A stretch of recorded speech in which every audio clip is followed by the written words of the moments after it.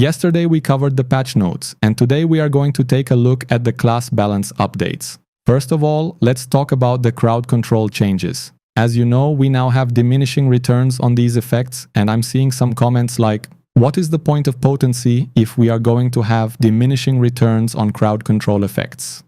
Well, I think potency is even more important now, for the same reason it was important before this change, to increase the duration of your crowd control effects. If your original duration is already too low, with the introduction of diminishing returns, your effectiveness will be even lower. So, if you have high amount of potency, it will still be impactful. And I'm pretty sure knockbacks and knockups won't be affected by this change, because we were never able to increase or decrease the duration of these animations before. Your potency or Baron set don't affect knock animations, so most likely it will be the same for diminishing returns as well. Now let's take a look at the other changes. Barbarian skills, Hammer of the Ancients. Optimize the cast animation speed of this skill. Cleave. Cooldown reduced from 9 to 6 seconds. Furious Charge. Damage increased by 22%. Grab. Cooldown reduced from 9 to 7 seconds. Added 2-second stun to thrown enemy. Greatly reduced initial grab animation. Well, I don't use Cleave for my PvP builds, but now maybe we can craft a build around Cleave since the cooldown is pretty short. Other than that, Furious Charge and Grab changes are looking pretty good. Plus, they added a crowd control immunity to one of the Grab essences, so we are definitely going to try out a build with Grab when the patch goes live. Now let's check out the essence changes for Barbarian. Axe of the Ray. Damage increased by 25%. Cooldown reduced from 9 to 6 seconds. Lurker's Last Chance. Channeled damage increased by 29%. Bleed damage increased by 25%.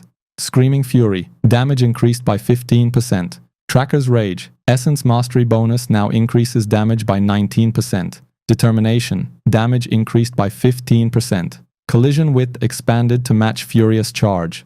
Ram's Impasse. Charge distance increased from 5.5 to 7.5 meters. Added a 2-second stun. The Hewer. Immune to loss of control and knockback effects during the skill. Improved turning ability. Greatly reduced the sliding that occurred after the slam. Dash damage increased by 180%. Smash damage increased by 38%. Svot's Reach. Cooldown reduced from 9 to 6 seconds. And when it comes to Blood Knight, we see some buffs and some nerfs. First, let's take a look at the skill changes. Transfusion. Shield amount increased by 16%. Spear Flurry. Damage increased by 25%. Transfusion change is going to be helpful in PvP, and I only use Spear Flurry for open world farm, so it doesn't really matter that much. Blood Knight items. Overrun. Damage increased by 25%. Bardiche of Below. Damage increased by 20%. Pinch Point. Players can now only be knocked airborne once every 3 seconds. Peer of the Cursed. Cooldown reduced from 15 to 12 seconds.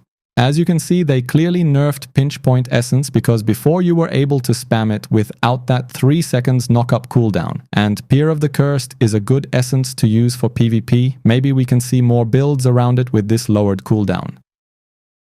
Crusader items. Faith Ascendant. Essence Mastery bonus now increases damage by 19%. Little Lance. Cooldown reduced from 15 to 12 seconds. Air Splitter. Damage increased by 20%. Errant Ignition. Duration increased from 6 to 10 seconds. Burn damage increased by 50%. Bygone Eidolon.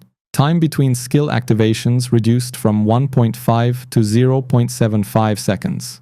Bonebearer. Heaven Squints. Carawan's Catch. Damage increased by 25%. It's been a while since I played Crusader, so I'm not sure if any of these changes are important. Let me know in the comments if they are. And now let's take a look at Demon Hunter. Multi-shot. Damage increased by 20%. Sentry.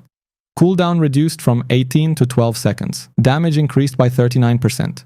We were already using sentries in PvP, and with this buff, those summon builds will be more effective. Demon Hunter item changes are related to this 2 skill changes, so I'm not going to read all of them because most of them pretty similar, but I will leave the link in the description so you can check it out if you want to. Well, when it comes to Monk, they straight up nerfed the class again. As soon as people find something that works for monks, it gets nerfed. People were having fun with anti-dash sanctuary and tank monk builds, and it got nerfed. Now, let's take a look at the actual skill changes. Inner Sanctuary. In Battleground and Rite of Exile, cooldown is increased from 20 to 24 seconds. Mystic Allies. cooldown reduced from 30 to 25 seconds. Shield of Zen, shield amount increased by 15%. Shield of Zen shield amount increase is cool, but 15% is not going to change much. Now, let's check out the essence changes. Subtev Lamplighter, cooldown reduced from 30 to 25. Intervening Law, shield amount to self increased by 15%. Shield amount to allies increased by 150%. Tempest's Heart, while executing Cyclone Strike, you are now immune to loss of control and knockback effects. Blazing Ablution, added a bell in the middle, at the position of the caster. Damage increased by 50%. Shoulders of Vilnas, damage increased by 25%. Noble's Path, fixed. No damage on secondary attacks increased by 43%.